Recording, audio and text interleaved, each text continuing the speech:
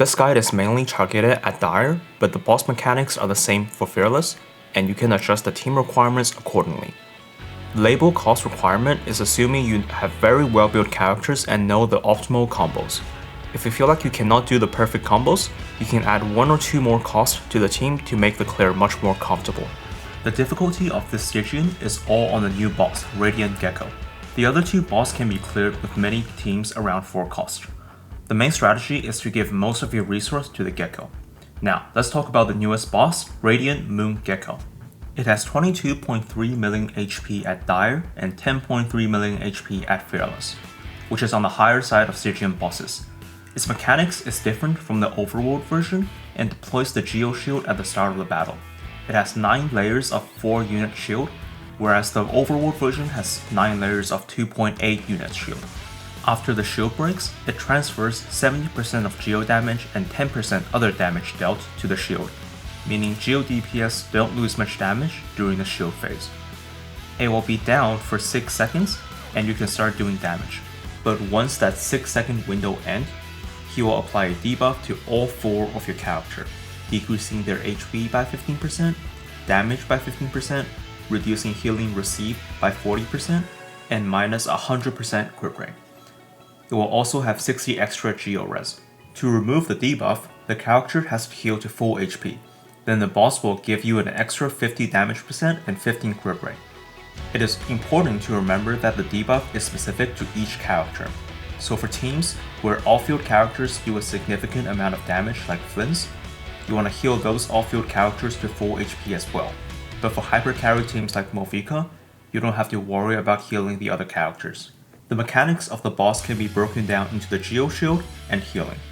For the Geo Shield, the main way are using Claymore characters, Ningguang, or Overload. Most Claymore characters and Ningguang can break the shield in around 28 seconds, and the fastest one is Navia, as her E and ultimate gives her extra shield break than other Claymores.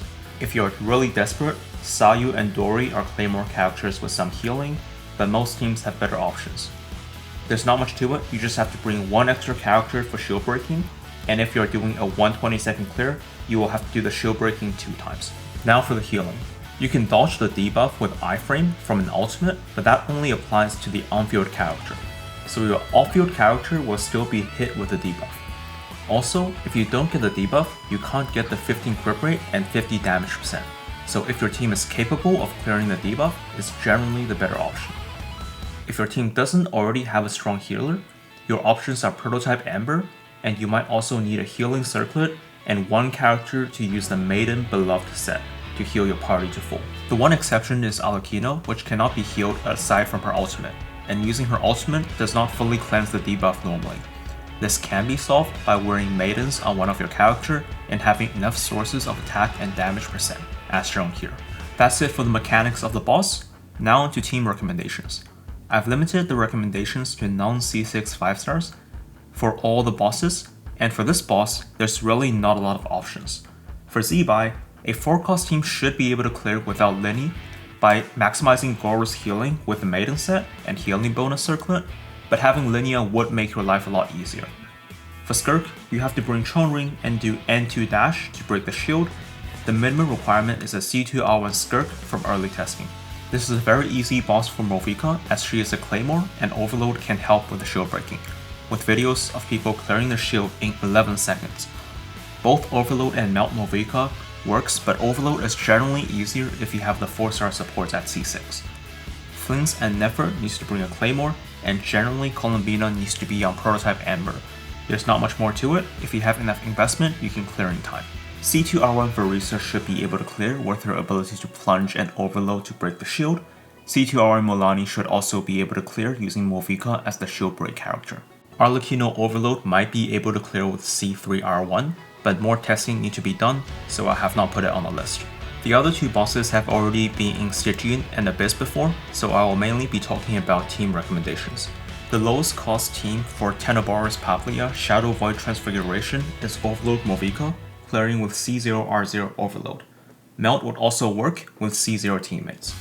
Skirk can also clear with her usual team, and the other Natlan DPS, Monani, Kinich, Verisa, Chaska, can all clear with roughly 4 cost.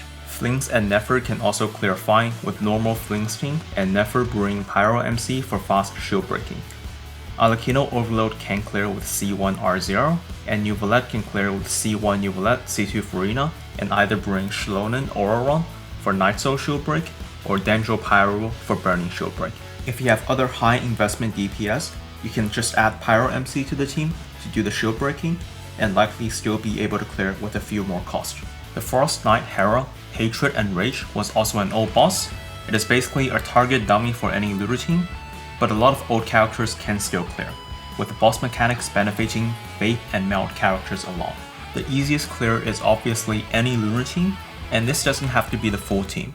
For example, if your Columbina is with Z-Buy for the Gecko, Flings and Inefa is still able to clear the boss even without taking Columbina.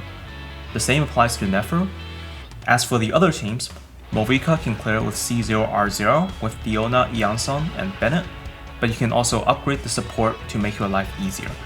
Other Natlan DPS aside from Chaska can also clear with around 4 cost. Alakino and Nuvolette remain the only Fountain era DPS being able to clear this tier without C6. A special note goes to Hu Tao, where C1 R1 Hu Tao with Bennett channeling Diona has cleared this boss before, so if your Hu Tao has been on the bench and you have her well built, it might be her last chance at a dire. For both the old bosses, there are Miliastra simulated version on Asia server, so you can practice against them to prepare. The Gecko simulator is only on CN server right now, so hopefully someone can bring it over for us to practice. That's it for the 3 bosses. The overall strategy is to put your best DPS on the Gecko and work with the scraps for the other 2 chambers.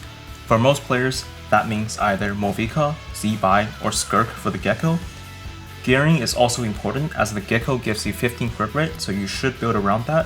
And for the Hera, if you are playing a Vape or Melting, EM is more effective than usual due to the boss self-infusing with an element. Let me know if I have missed any teams, and feel free to discuss or ask for advice in the comment, and good luck with your clears.